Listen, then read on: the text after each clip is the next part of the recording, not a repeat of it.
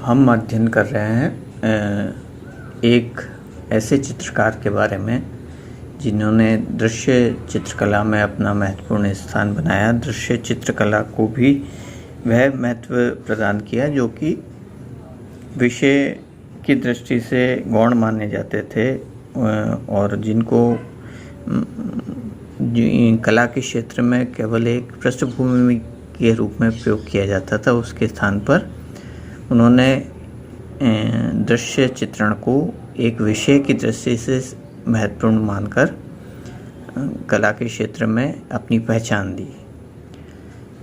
अगर हम प्राचीन काल से कला के अध्ययन को हम देखें तो हम ये देख पाते हैं कि कला के क्षेत्र में दृश्य चित्र को एकमात्र एक पृष्ठभूमि के रूप में उपयोग किया गया है जो कि मुख्य दृश्य को उभारने में सहायक होती है।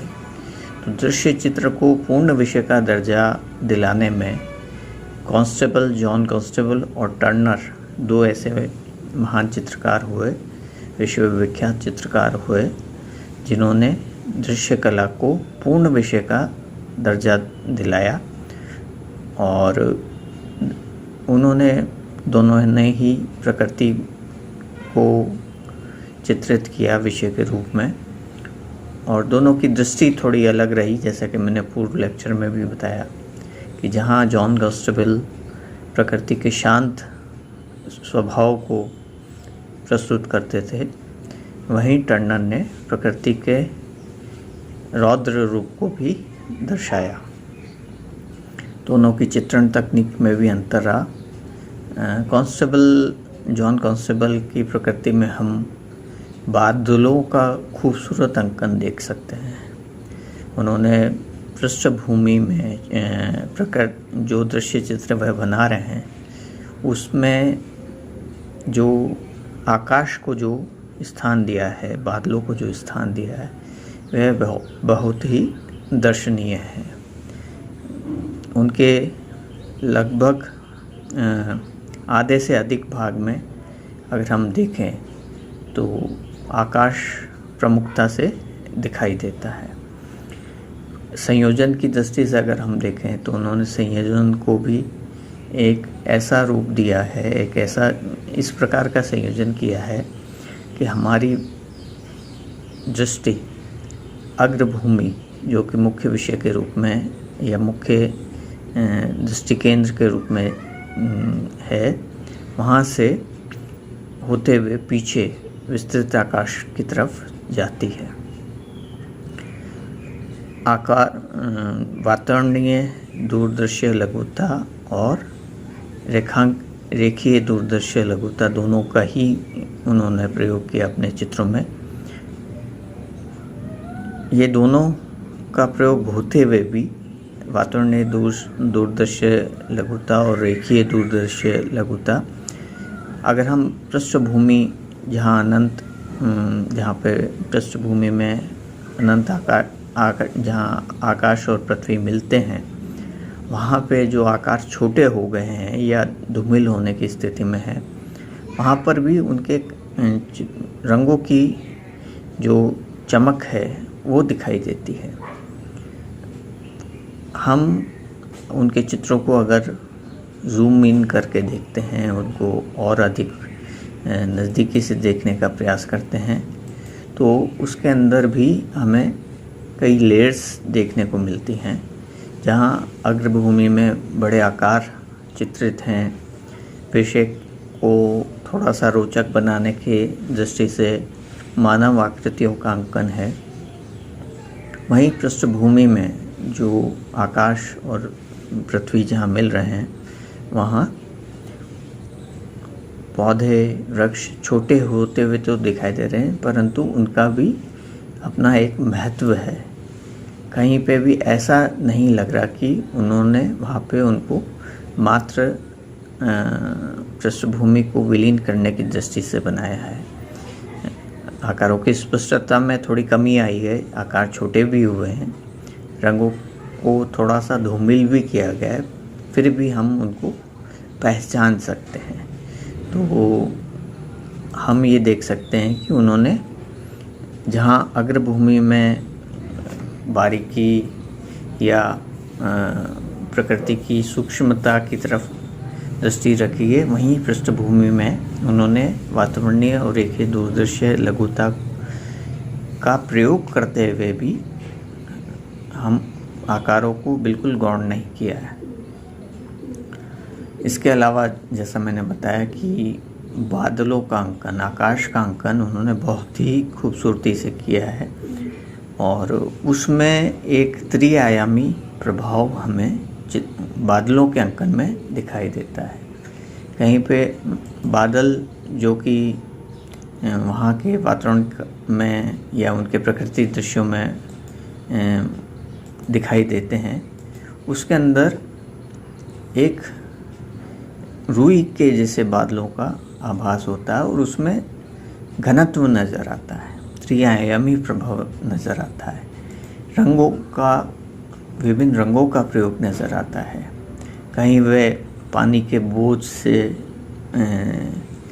भारी होते हुए नज़र आ रहे हैं, तो कहीं उनके ऊपर जो प्रकाश है, जो सूर्य का प्रकाश है, उसकी चमक उनमें दिखाई देती है। दूध से धुले हुए कहीं ऐसा प्रतीत होता है कहीं कहीं, और कहीं पे जो प्रकृति में जब बादलों के अंदर पानी होता है और काले घने बादल नज़र आते हैं, वह भी दिखाई देता है। वृक्षों में प्रकाश किसी एक निश्चित दिशा से आता हुआ प्रतीत होता है। पेड़ों से छनकर आता हुआ प्रकाश भूमि पर दिखाई देता है। उसमें जो पत्थर हैं, पत्तियां हैं, लकड़ी है, वह भी चमकती हुई नज़र आती हैं। फूल दिखाई देते हैं प्रकृति के अंग के रूप में।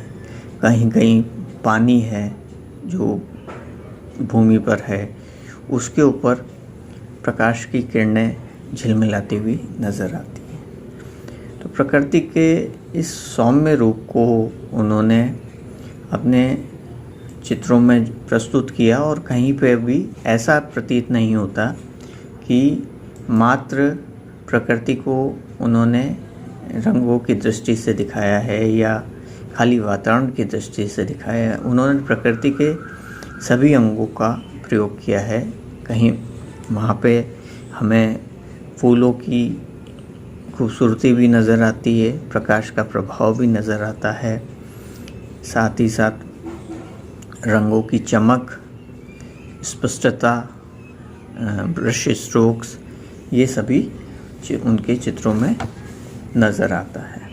कांस्टेबल जो है ब्रश स्ट्रोक, छोटे छोटे ब्रश स्ट्रोक लगाते थे और इसके अलावा नाइफ का भी प्रयोग उन्होंने अपनी चित्रण विधि में किया और अपनी रंगांकन पद्धति है उसमें बहुत ही परिष्कृत व जाली सदृश्य जो ब्रश स्ट्रोक का प्रयोग कर उन्हें सुंदर रूप प्रदान किया है। इंग्लैंड के जो बहुवर्गवासी देहाती प्रदेश के जो प्रकाश व आसमान जो था, उसको उन्होंने उसी प्रकार का रूप प्रदान किया है जैसा वह दिखाई दे रहा है। 1825 में कांस्टेबल ने अपना एक चित्र लीपिंग हॉर्स, लांघता हुआ अश्व बनाया और 1820 में अनाज का खेत, इन चित्रों से को उन्होंने अकादमी में प्रदर्शन हेतु भेजे और इन चित्रों से प्रभावित होकर 1829 में उन्हें अकादमी का पूर्ण सदस्य मान लिया गया। 1837 में लगभग 60 वर्ष की आयु में उनका निधन हो गया। 1870 में जब मोने व पिसारो, जो कि दोनों प्रभाववादी चित्रकार के रूप में कार्य किया, लंदन आए थे, तब उन्होंने कांस्टेबल और टर्नर के चित्रों का अध्ययन किया और वह उनसे बहुत प्रभावित हुए और उनके रंगों से, रंगांकन पद्धति से, प्रकाश के प्रभाव से दोनों ही चित्रकार काफ़ी प्रभावित हुए और प्रभाववादी आंदोलन में जो परिवर्तन आए समय अनुरूप, या जो जिनसे मोने और पिसारो दोनों ही प्रभाववाद के प्रतिनिधि चित्रकार थे, उनको इन कांस्टेबल और टंडन के चित्रों से बहुत लाभ हुआ, बहुत प्रभावित हुए उनके चित्रों से, और प्रकाश का भी प्रभाव उन्होंने उससे सीखा। रंगांकन पद्धति में जो परिवर्तन लाए वह भी महत्वपूर्ण रहा। कांस्टेबल एकमात्र ऐसे चित्रकार थे जो अपने मूल प्रदेश को छोड़कर और कहीं नहीं गए और आसपास के देहाती दृश्यों को निष्ठा से चित्रित करने में आजीवन लगे रहे। कांस्टेबल द्वारा निर्मित चित्र भूदृश्य या प्रकृत्याशित कहे जाते हैं। इन चित्रों में उन्होंने अपने देश की धरती के सौंदर्य की सजीव छवि का अंकन किया है। तो इस प्रकार से कांस्टेबल ने प्रकृति दृश्यों को एक नवीन रूप प्रदान किया, एक विषय का दर्जा दिलाया, और उनके जो प्रमुख चित्र हैं the haven, the white horse, the lock, और इसके अलावा सेलिसबरी कैथेड्रल जिसके बारे में हमने चर्चा की, द कॉर्नफील्ड, ये भी बहुत अनाज का खेत, 1826 में ये लगभग इन्होंने बनाया था और बड़ा महत्वपूर्ण चित्र है ये भी। और स्टोनहेंज इन्होंने इसमें भी एक इंद्रधनुष का अंकन किया। और सीस्केप एक 1824 with rain cloud, seascape with rain cloud, इस चित्र में कहीं ना कहीं हम टर्नर का प्रभाव नज़र आता है, जो इसमें नाम मात्र को अग्रभूमि में भूमि का अंकन किया है और बाकी स्थान पर जो है विस्तृत आकाश नज़र आता है, और आकाश में जो घने बादल और एक तरह से प्रकृति का रौद्र रूप नज़र आ रहा है। बोट बिल्डिंग नियर फ्लैटफोर्ड मिल, ये भी प्रमुख चित्र है। और इसके अलावा द लीपिंग हॉर्स